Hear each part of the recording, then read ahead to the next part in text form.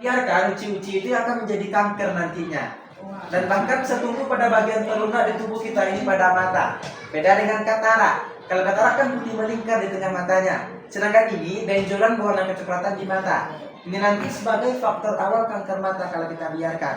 Dan ini lipoma. Tubuhnya lipoma ini satu lapis di bawah lapisan kulit kita. Ini bagatan tumor tadi, ini tumor yang sudah diangkat. Seperti ini bentuk tumor kalau sudah berhasil kita angkat Bapak Ibu. Kita kenali.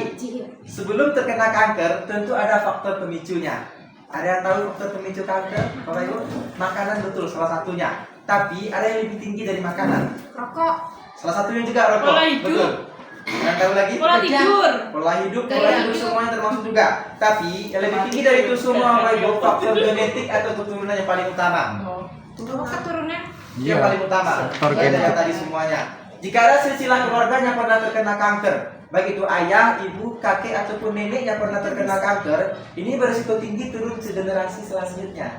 Karena mengapa? Sebelum kita putus kanker ini dia akan turun ke bawah terus Bapak Ibu sekalian. Sebelum kita putus. Dan yang kedua, faktor kimia dan fisika. Kimia ini adalah polusi udara di sekitar kita. Contohnya asap kendaraan bermotor, asap pabrik, dan asap rokok yang terdekat dari kita. Selanjutnya, fisika. Fisika ini adalah radiasi gelombang elektromagnetik yang dihasilkan dari benda canggih di sekitar kita. Contohnya HP.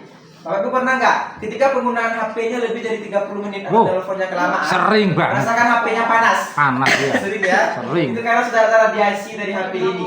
Nanti radiasi inilah sebagai faktor pemicu waktunya kanker pada otak 5-6 tahun ke depan. Apalagi sambil kita charger penggunaannya. Itu nanti 1000 kali lipat lebih berbahaya daripada pemakaian biasanya Bapak Ibu. Berarti gini, tanya. Kalau kita semama main media sosial sampai tidur gitu kan, sampai HP baterainya habis, lah itu juga bisa memicu ya radiasi itu. Bisa Pak, selagi diaktifin yang segi online, selagi aktif pakai datanya tadi. Iya. Tapi kalau dimatikan masalah aman. Berarti data mati aman. Aman, data mati aman. radiasi Ini kan dari radiasi sinyal dari internet. Iya, itu yang paling cepat nanti Bapak Ibu sekalian. Dan faktor yang selanjutnya, betul ya Bu ya?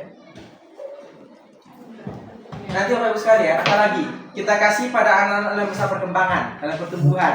Itu nanti sebagai faktor pemicu waktunya kanker pada otak anak 6 tahun ke depan itu paling cepat nantinya. Dan faktor yang selanjutnya yang ketiga, makanan yang mengandung pengawet. Di sini pertama ada formalin. Biasanya formalin ini digunakan untuk pengawet apa, Bapak Ibu? Pindah. Mayat.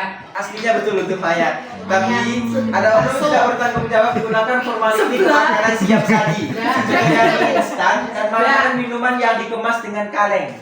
Selanjutnya boraks. Boraks di sini digunakan sebagai zat pengenyal makanan. Kita temukan pada sosis, bakso, dan bahkan ada pada lontong Bapak Ibu. Nah ini, Suka bakso? ini yang sukanya makan pentol borak. Kita hindarkan kalau masalah bakso Bapak Ibu. Ikut rujak ya. Rujak apa? Nah, Rujak kalau kita kan pandai turunan Bapak bakso. sekalian. Selanjutnya makanan yang mengandung pewarna. Ini biasanya kita temukan pada jajanan anak-anak yang murah meriah. Kalau kita pegang jajanan itu warnanya menempel di jari kita Bapak Ibu sekalian. Ini nanti sudah ditambah dengan zat pewarna pakaian atau zat tekstil namanya. Selanjutnya faktor yang keempat, cara pengolahan dan penyajian makanan yang salah. Bapak Ibu mohon maaf, kalau masak nasi di rumah menggunakan apa? Alasannya kenapa? Enggak masak enggak. Alasannya kenapa Magicom? Cepat, praktis ya. Magicom tidak salah. Tapi pernah nggak ketika mencolokkan nasinya kelamaan, menemukan nasinya menguning? Ya, sering. Biasanya diapain nasi yang menguning itu? Misalnya diapain? Dikarat. Nah, itu yang kreatif biasanya. Nasi aking enak. Saya kalau yang kreatif jadikan nasi goreng atau kan dijemur jadi karak ataupun kerupuk. Nasi aking itu enak. Kesukaan saya. Tapi nasi yang sudah menguning seperti itu tidak boleh kita konsumsi lagi. Kesukaannya nasi akin. Nama jamurnya Aspergillus flavus. Ketika semakin kita panaskan nasi yang menguning tadi dijadikan nasi goreng atau dijemur jadi karak kerupuk tadi, maka jamur ini tidak akan pernah mati, tapi dia akan semakin berkembang biak. Karena jamur ini suka di tempat dan wadah yang panas Bapak Ibu. Bukannya kalau panas dia Enggak, semakin panas semakin tumbuh dia. gitu. Itu beda jamurnya ini.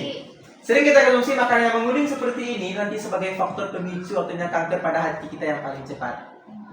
Selanjutnya penggunaan minyak goreng.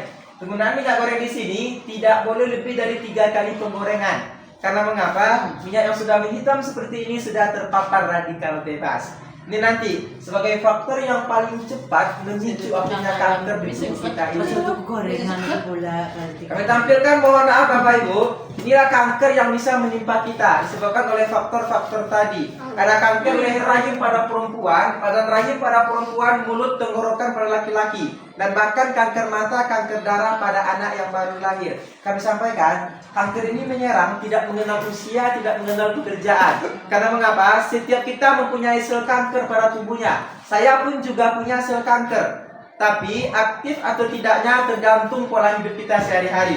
Kalau pola hidup kita sehat sehari-harinya, sel kanker ini tidak akan aktif pada tubuh kita. Namun jika pola hidup kita tidak sehat sehari-harinya, sel kanker ini mudah aktif pada tubuh kita. Kita kenali yang pertama, kanker prostat khusus untuk bapaknya. Boleh nanti ibu sampaikan ke suami di rumah. Kita kenali, kanker prostat ini merupakan jenis kanker pembunuh nomor 3 bagi pria. Pembunuh pertamanya stroke, pembunuh keduanya jantung. Jadi, kanker prostat ini adalah tumbuhnya tumor pada kelenjar prostat hanya terjadi pada pria saja. Karena hanya pria yang mempunyai sel prostat. Kita kenali Bapak Ibu, pria yang berisiko tinggi terkena kanker prostat ini seperti apa? Ada nggak Pak ciri-ciri itu pada suami di rumah Ibu? Kita kenali yang pertama, pria yang berkulit hitam. Aku kena ini. Bukan ras kita, bukan ras kita ini. Saya kan masih hitam manis sama matang. Tapi ojo ngelirik lama. Masih hitam manis lah sama matang, jadi masih aman. Tapi ngomong-ngomong mau tanya dulu sebentar ya Pak ya. Nanti kita bahas setelah itu ya. Yang kedua, mohon maaf, yang berprofesi sebagai sopir petani, orang yang suka mengangkat berat melebihi berat badannya, atau orang yang bekerja banyak duduk. Yang ketiga, pria suka minum minuman keras atau perokok aktif. Yang keempat, kami sampaikan mohon maaf, bagi yang sudah menikah, hubungan intim suami istri yang sangat jarang. Suami terlalu sering menahan hasratnya. Ya, kuwi. Kuwi. Lah iki, lah penggaweane iki lah wong loro iki.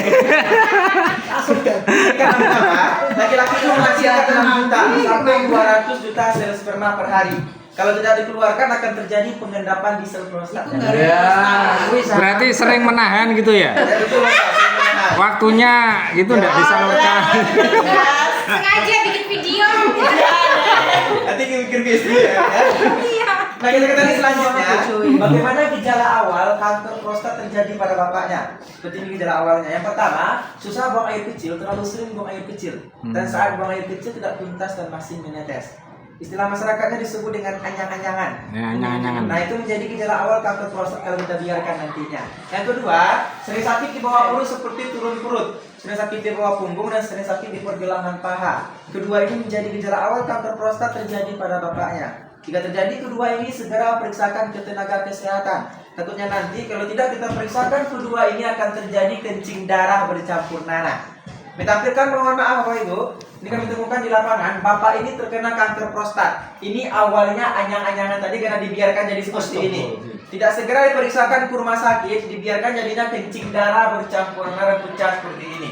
Itu makanya kenapa kalau sudah anyang-anyangan bapaknya, segera periksakan ke tenaga kesehatan. Tentunya nanti kencing darah bercampur darah pecah seperti ini akhirnya. Kita masuk di berita selanjutnya Bapak Ibu. Kanker serviks khusus untuk ibu-ibu waspada kanker serviks. Ya, aku masih aku. Kenapa kita waspada kanker serviks ini? Becik, Karena no. kanker serviks menjadi pembunuh pertama bagi wanita. Berdasarkan hasil riset kesehatan dunia, setiap 2 menit di dunia 1 wanita meninggal karena kanker serviks. Setiap 1 jam di Indonesia 1 wanita meninggal karena kanker serviks. Itu makanya kenapa kanker serviks ini menjadi pembunuh pertama bagi wanita. Kita kenali, ini rahim wanita yang normal, ada beberapa titik itu rentan terkena kanker Bapak Ibu. Pertama di leher rahim, disebut dengan kanker serviks tadi. Pernah dengar kanker serviks Bapak Ibu? Pernah ya? Contohnya artis kita Jupi. Jupi meninggal karena kanker serviks. Kita kenali, wanita yang berisiko tinggi terkena kanker serviks ini seperti apa? Yang pertama, wanita yang sering bergonta-ganti pasangan. Aman.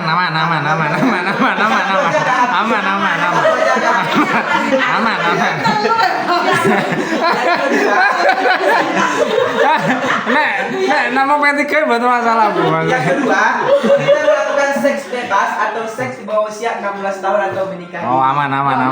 Yang ketiga, wanita yang tidak pernah menjaga kebersihan alat kelaminnya atau wanita yang jorok. Nah iki aku karo iki.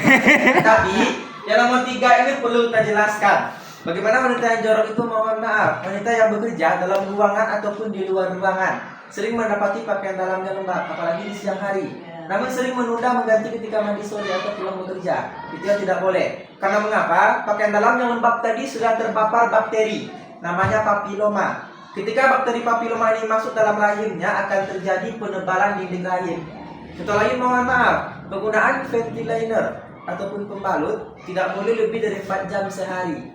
Penuh atau tidak penuhnya harus diganti.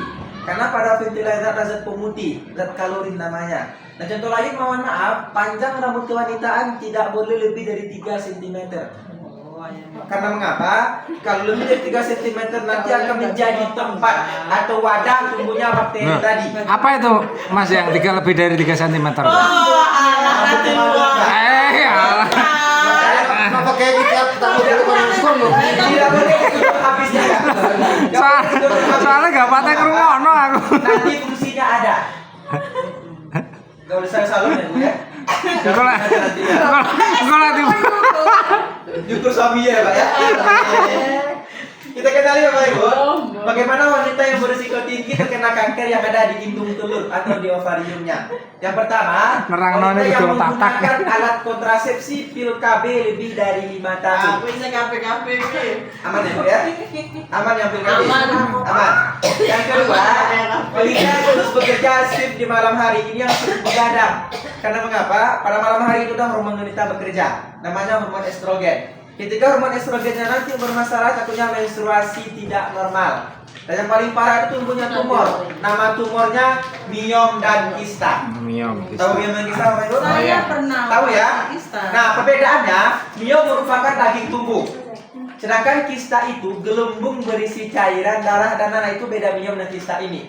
Kalau miom, bagaimanapun kita memotongnya nanti tetap daging dalamnya. Beda dengan kista. Kalau kista sedikit pun kita sayat, keluar darah dan nanah. Itu beda miom dan kista ini Bapak Ibu. Kami tampilkan, mohon maaf. Ini kanker serviks sudah diangkat rahimnya di rumah sakit. Dan ternyata polip tidak hanya tumbuh di hidung saja. Bisa tumbuh di bibir kemaluan wanita. Karena mengapa? Tadi pertama sering menunda mengganti pakaian dalam yang lembab. Kedua sering menggundul habis rambut kemaluannya. Tumbuhlah seperti jerawat kecil ini sangat gatal digaruk jadi seperti ini. Menemukan, mohon maaf, di lapang Kecamatan Semanding di Tuban. Rasakin digaruk jadi seperti ini Bapak dan Ibu sekalian. Kalau seperti ini tidak ada pengobatan lain lagi selain diangkat, diambil rahimnya itu begitu. Jadi rahim wanita yang normal ini yang sudah pecah terkena kista. Seperti ini bentuk rahim kalau sudah pecah terkena kista Bapak Ibu. Ini pasien kita sendiri, ibu ini sudah menopause. Ini usianya 65 tahun terkena kista. Ini bukan orang hamil. Berat kandungan kistanya mencapai 30 kg. Sedangkan ini kami temukan di Gresik. Mohon maaf, kebetulan ibunya ini kurang mampu. Jika terujuk ke rumah sakit di Karangmenjangan, berhasil operasi. Alhamdulillah pengangkatan kandungan kistanya mencapai 40 kg. Sedangkan ini kista 8 kg beratnya seperti ini bentuk kista kalau sudah berhasil kita angkat Bapak, seperti gelembung bentuknya. Sedangkan ini miom rahim tadi. Kalau miom rahim ini bagaimanapun kita memotongnya nanti tetap daging dalamnya beda dengan kista tadi. Ini pasti kita sendiri Bapak Ibu, ini di Karangmenjangan, ini masih muda. Ini belum menikah, ini usianya 25 tahun terkena kanker serviks. Awal kami kunjungi ke rumah sakit segar seperti ini. Kami kunjungi lagi beberapa bulannya ke rumah sakit, berubah jadi seperti ini, menua sebelum usianya. Itu karena mengapa? Sel kanker kan memakan, menggerogoti sel-sel normal pada tubuh penderitanya. Kita lihat di lapangan, mohon maaf, yang terkena kanker kurus kering, rambutnya rontok, bahkan kulitnya bisa menghitam. Itu karena sel kanker ini memakan, menggerogoti sel-sel normal pada tubuh penderitanya. Kita kenali Bapak Ibu, bagaimana gejala awal kanker rahim terjadi pada ibu-ibu seperti ini gejala awalnya. Yang pertama, keputihan yang terus-menerus. Normal kan 3 hari sebelum menstruasi, 3 hari setelah menstruasi, tidak berwarna, tidak berbau, tidak gatal-gatal. Yang kedua, setelah melakukan hubungan intim keluar cairan berwarna kecoklatan bercampur darah bagi yang sudah menikah. Yang ketiga, iritasi di sekitar alat kelamin. Ketiga ini menjadi gejala awal kanker rahim terjadi pada ibu-ibunya. Jika terjadi salah satu di antara ketiga ini, segera periksakan ke tenaga kesehatan begitu. Namun ibu-ibu, sebelum terkena kanker rahim, ada cara kita untuk mendeteksinya. ada dua caranya, yaitu pap smear dan juga IVA test. Ada yang pernah Ibu IVA test? Saya Smear tahu, tapi saya tesnya kabur, saya di bulannya. sini kabur. Pernah Ibu pap smearnya? Pap Di mana smear Ibu? didatangi kok ya Mbak, dulu pernah. Bapak sekalian, pap smear ini di rumah sakit ada, laboratorium ada, klinik juga ada. Ada yang di cover BPJS, ada yang tidak, tergantung rumah sakit kliniknya mana. Sedangkan kalau IVA test ini gratis, memang program bidan-bidan di puskesmas. Silakan, ini gratis Bapak sekalian. Dan kami sampaikan, pap smear dan IVA test ini diharuskan bagi yang sudah menikah saja. Bagi yang belum menikah belum boleh pap smear atau Masa IVA belum test boleh? ini. Pap Karena smear. mengapa? Nanti akan masuk dalam lahirnya, takutnya nanti selaputnya pecah. Itu makanya kenapa belum boleh bagi yang belum menikah pap smear ataupun IVA test ini. Kami sampaikan Bapak sekalian, menteri kita yang terakhir, kanker payudara. Kami sampaikan lagi, kanker payudara ini tidak hanya terjadi pada perempuan saja. Teman-teman sendiri di lapangan, Kecamatan Wonokromo, samping Kodam Brawijaya, laki-laki terkena kanker payudara. Kita bahas dulu. Adapun wanita yang berisiko tinggi terkena kanker payudara seperti apa? Yang pertama, wanita yang setelah melahirkan tidak mau menyusui. Aman ya Bu ya? Ayo, Menyusui sopo. ya Bu ya? Ayo. Bahkan sampai sekarang masih menyusui ya Pak ya? Masih. Masih. Nyusi Mbak. Nyusui bapaknya. Nyusui bapaknya maksudnya Pak. Ya. Yang kedua, wanita yang mau menyusui hanya dengan sebelah payudaranya. Yang kedua, ada dua kemungkinan. Yang pertama, memang ASI tidak keluar di sebelahnya, itu aman. Yang kedua, tertakutkan ASI keluar keduanya, tapi bayi menolak salah satunya. Bayi ini pintar ya Pak ya Bu ya. Tahu ASI yang normal, tahu ASI yang tidak normal. Kalau sudah bayi menolak, segera periksakan ke tenaga kesehatan. Takutnya nanti ASI-nya bercampur dengan yang lainnya. Yang ketiga, obesitas ataupun kegemukan juga berisiko terkena kanker pada payudara. Kita gemuk semua nih. Kita kenali bagaimana gejala awal kanker rahim kanker payudara jadi pada bapak dan ibunya. Pertama itu adanya benjolan di bagian payudara. Benjolan tetap berpindah-pindah, keras, lunak, besar, kecil, sakit ataupun tidak. Itu menjadi gejala awal kanker payudara. Yang kedua, adanya bintik-bintik dan kutil-kutil di kulit payudaranya. Yang ketiga, rasa gatal yang amat sangat di kulit luar payudara dan kulit dalam payudara. Ketiga ini menjadi gejala awal kanker payudara terjadi pada bapak dan ibu sama.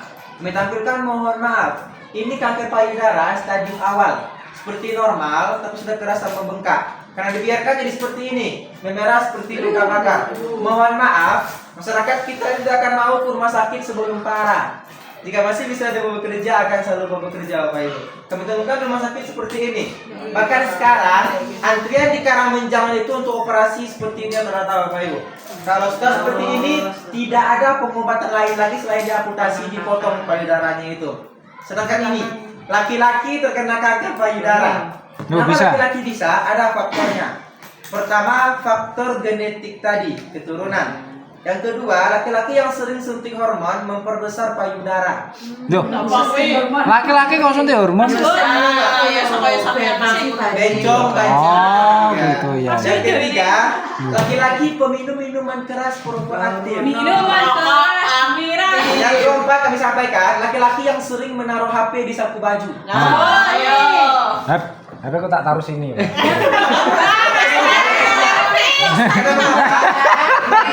Karena radiasi tadi, radiasi HP tadi dengan kanker pada tubuh kita. Bapak Ibu mohon maaf, ini kira-kira laki-laki atau perempuan? Laki-laki. Iya betul, laki-laki terkena kanker payudara stadium 3B. Alhamdulillah berhasil dioperasi. Kami sampaikan Bapak Ibu, operasi ini tidak 100% penyembuhan. Karena mengapa? Seperti kita potong rumput, rumputnya kita potong, akarnya masih tinggal di dalam. Seperti itulah pengangkatan kanker oleh dokter, yang diangkat hanya yang terlihat saja. Sedangkan sel kanker yang masih tinggal di sel pembuluh darah. Kita operasi, kita kemoterapi, kita sinar sekalipun nanti selnya masih tinggal, dia akan tumbuh lagi dan berkembang di tempat yang lainnya. Seperti ibu ini, alhamdulillah berhasil operasi kanker payudara. 3 bulan setelah operasi tumbuh lagi kanker kelenjar getah bening seperti ini.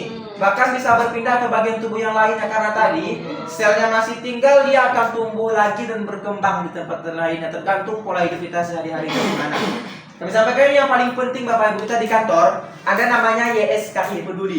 Jika nanti Bapak Ibu menemukan pasien kanker, apapun jenis kankernya nanti, keluarga, tetangga, masyarakat siapapun nanti laporkan ke kita. Ada kunjungan dari kantor kita memberikan dana bantuan kepada pasien kanker itu.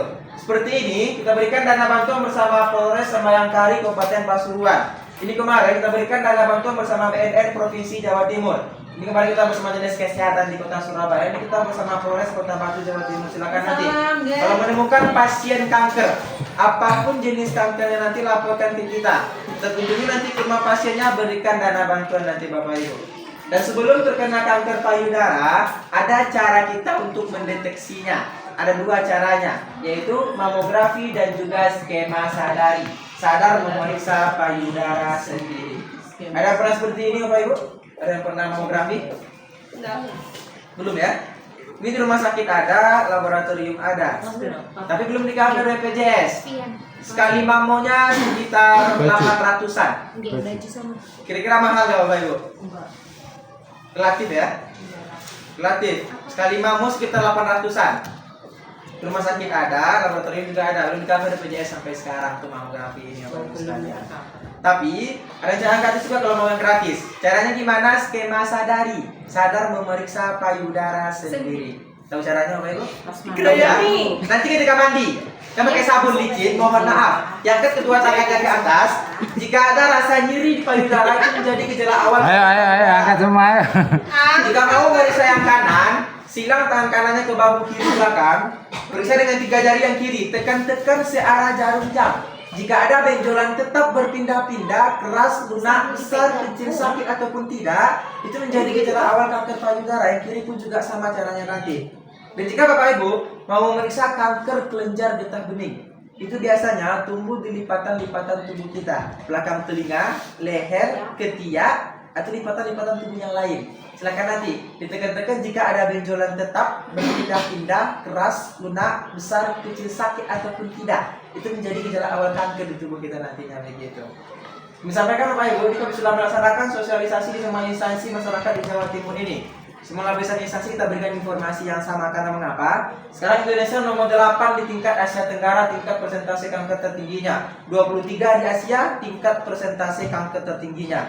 Itu makanya kenapa kita turunkan ke masyarakat memberikan informasi ini, agar masyarakat tahu bagaimana gejala awal kanker tumbuh pada tubuhnya. Nanti bagaimana masyarakat bisa mengatur pola hidup sehat agar terhindar dari yang namanya kanker dan tumor ini Bapak dan Ibu. Kami sampaikan, jika informasi ini penting bagi Bapak Ibu, kita juga diundang ke arisan perkumpulan lainnya. Karena ini kita berikan gratis ke setiap lapisan masyarakat Bapak dan Ibu begitu. Nah, bagi Bapak Ibu, setelah saya sampaikan tadi tentang kanker, jenis-jenis kanker, sekarang saya mau bertanya. Bapak dan Ibu setuju nggak kalau kita mencegah lebih baik daripada mengobati? Setuju. Setuju ya? Karena mengapa? Kalau sudah positif kanker di tubuh kita, tidak ada pengobatan lain selain nanti dioperasi, kemoterapi ataupun disinar. Sedangkan operasi kemosinar ini selnya masih tinggal, dia bisa tumbuh lagi dan berkembang di tempat yang lain tergantung pola hidup kita sehari-harinya. Kita kenali 2 caranya nanti, preventif dari luar tubuh kita dan juga preventif dalam tubuh kita. Yang luar ini seperti apa? Yang pertama, lakukan pola makan yang sehat dan teratur. Kedua, konsumsi makanan yang berserat tinggi seperti buah dan sayuran. Yang ketiga, hindari makanan yang berlemak tinggi seperti daging dan jeruan. Yang keempat, hindari makanan yang berlemak tinggi. Keempat, hindari makanan yang mengandung kalsium atau pengawet. Yang kelima, lakukan olahraga secara teratur. Bapak Ibu, dari kelima poin ini, kalau bisa kita lakukan, insya Allah sel kanker tidak akan aktif pada tubuh kita. Amin ya Bapak Ibu ya. Pertanyaannya, dari kelima poin ini, kira-kira yang mana yang paling sulit untuk kita lakukan? Olahraga secara teratur. Langsung olahraga ya Bu ya? Makan sebelah. Ya, kalau saya. Atau hampir semuanya? Ada yang hampir semuanya mungkin. Tapi kan kadang ada orang yang nggak doyan daging, tapi kenapa masih terkena kanker? Banyak juga. Kan banyak faktornya. Banyak faktornya. Faktornya juga, pola makan juga. Tadi juga kayak polusi udara juga faktornya juga nanti. Kalau sekalian, dari kelima poin ini berdasarkan hasil survei lapangan kami, yang paling sulit nomor 4. Setuju nggak? Menghindari makanan yang mengandung pengawet ini yang paling sulit. Karena mengapa? Mohon maaf. Di rumah kita sendiri menggunakan itu, kaldu ayam, kaldu sapi, reko, masako, micin. Pabriknya tutup.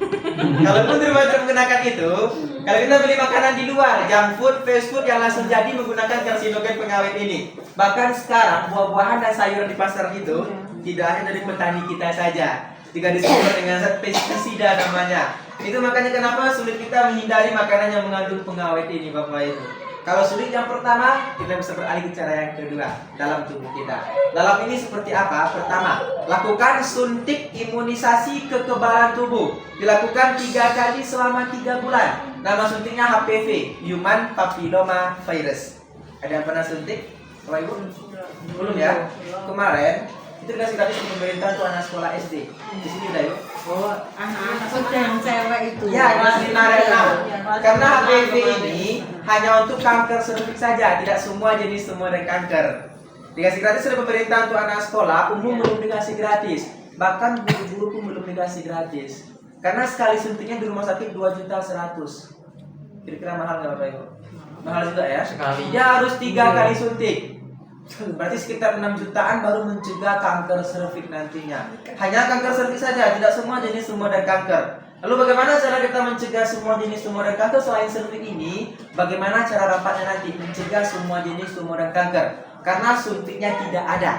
Kita bisa beralih ke cara yang kedua, Bapak Ibu. Kedua ini mudah. Nanti kita bisa mengkonsumsi tumbuhan alami yang mengandung zat anti kanker. Nama zatnya itu ribosome inacting protein. Yang mana tumbuhan ini bisa kita temukan di sekitaran rumah kita sendiri. Tanpa perlu suntik yang 6 juta lagi, cukup tumbuhan ini kita konsumsi bisa mencegah semua jenis tumor dan kanker di tubuh kita, Bapak Ibu. Ada tahu nama tumbuhannya? Kelor. Bisa, Pak. Masih kecil seperti kankernya. Lagi yang tahu? Kunyit buaya. Ini apa ya? Cipruan ya. Kunyit, kunir. Kunir belum ada kankernya. Sing daun dewa apa itu? Krok. Binahong. Bisa, masih kecil Ibu. Temu itu lama namanya. Temu lama. Temu putih. Nah, itu yang tinggi nanti kita jelaskan. Terus kalian, sebelum kita kenal tumbuhannya itu apa saja, kita kenal dulu fungsi tumbuhan itu pada tubuh kita apa. Fungsinya yang pertama, dia memblokir pertumbuhan sel kanker. Mengapa diblokir? Semua kita mempunyai sel kanker pada tubuhnya. Aktif atau tidak tergantung pola hidup kita. Nanti tumbuhan ini membantu memblokir agar tidak aktif sel kanker pada tubuh kita. Yang kedua, mampu menonaktifkan perkembangan sel kanker bagus bagi orang yang pernah operasi. Agar sel kanker tadi tidak tumbuh lagi dan berkembang di tubuhnya. Operasi apa? Kanker Oh. maupun miom, kista, operasi miom, kista, benjolan apapun nanti, bisa ini nanti dia mampu menonaktifkan agar sel kanker tadi tidak tumbuh lagi dan berkembang di tubuhnya. Bukan sesar ya Bu ya. Nah, dan yang ketiga, dia nanti mampu mematikan sel kanker sampai ke akar tanpa merusak sel normal di sekitar badan dengan kemoterapi. Kemo merusak ya Bu ya, makanya kurus kering rambutnya rontok orang kemoterapi. Sedangkan tumbuhan ini nanti membantu sel normal melawan sel kankernya. Ini tumbuhan yang pertama. Berdasarkan penelitian kedokteran Universitas Airlangga, ini mengandung 50% zat anti kankernya. Kalian tahu namanya? Tanaman hias ini Bapak Ibu. Tanaman hias ini terus juga liar tumbuhnya. Bukan. Kalian tahu namanya? Flora. Makan orang di Tahu rumah. apa Pak? Kayak lumbu ya gede kita Tapi kecil. cincin katanya. Kalian tahu namanya? Kopi moduan. Sejenis keladi. Tapi tidak semua jenis keladi. Sente. Sente ya, sente. Kalian tahu namanya? Tanaman iya. hias ini Bapak Ibu. Tanaman Iya, hias. iya. Bapak Ibu, Aku udah ciri-cirinya itu dia tinggi sekitar 30 cm. Iya, tanaman Kecil-kecil, terus ada bunga seperti ekor tikus, ada bunganya. Iya. Warna merah, bunga namanya keladi tikus. Boleh Mbak, Mas Budi Mbak. Ada nggak di sini kira-kira? Ada. Tahu kayaknya. Kampung Ini Mbak penjualnya. Penjualnya justru tak maksudnya Nek ngarani ku teles-telesan guys. Pekarangan banyak nih. Ada di sini ya Bu ya? Banyak itu kalau Ada di- Banyak ya? Boleh nanti dengan ciri-ciri seperti itu. Ada bunga seperti ekor tikus, tinggi sekitar 30 cm. Dia mengandung 50% zat anti kankernya. Nanti kalau menemukannya, bagaimana cara konsumsinya kita ajarkan. Nanti diambil batang daun bunganya, akarnya dibuang. Setelah itu kita potong tipis-tipis, kita bersihkan. Setelah bersih nanti rendam dulu dengan parutan air kunyit 24 jam. Kirain teh ditumis. Belum. Ditumis. Ini racun nih bukan langsung ditumis. Kok is? Ini racun soalnya. Nanti Oh, alah. setelah kita rendam 24 jam menghilangkan getah racun tadi. Setelah kita rendam 24 jam baru kita keringkan.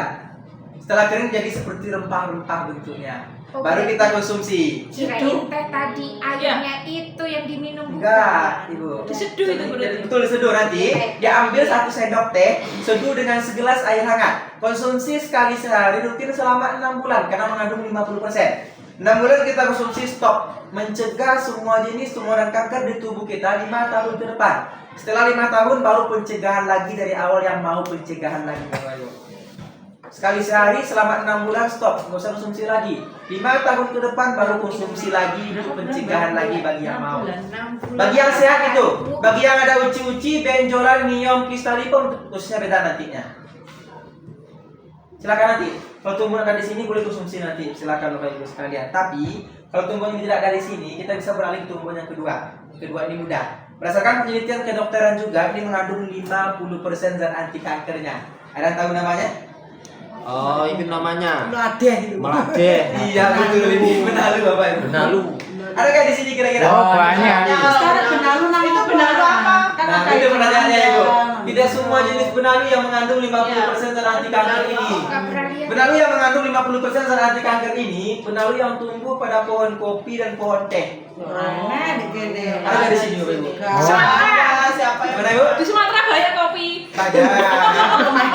Kalau di teh ini ada, di Lawang ada kebun tehnya. Boleh nanti. Kalau mungkin main ke daerah pegunungan boleh diambil Bapak Ibu. Cara konsumsinya gimana? Ambil batang, daun, bunga semuanya tanpa terkecuali. Bersihkan, potong-potong lalu kita keringkan. Setelah kering seperti ini, baru konsumsi. Sama kayak tadi. Ambil 1 sendok teh, seduh dengan segelas air hangat, konsumsi sekali sehari rutin selama 6 bulan Berarti juga. ini nggak ada Karena mengandung pengolahan 50%. nggak ada pengolahan yang begitu kayak yang pelatih tadi ya. Hah? Direndam Ini tadi yang tadi direndam dulu enggak? Ah. Nyaman Ibu. Berarti Nyaman, langsung terus nggak di- lama. Ya, langsung nanti diseduh.